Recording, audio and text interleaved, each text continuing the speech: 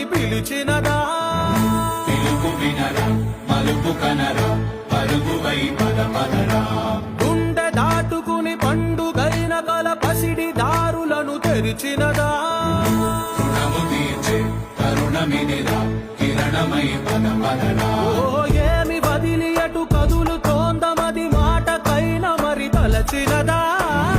మనిషితనమే నిజముతనమై పరులకై పద పదరా మరలి మరల వెనుదిరుగనన్న చిరునవ్వె నీకు తొలి గెలుపు కదా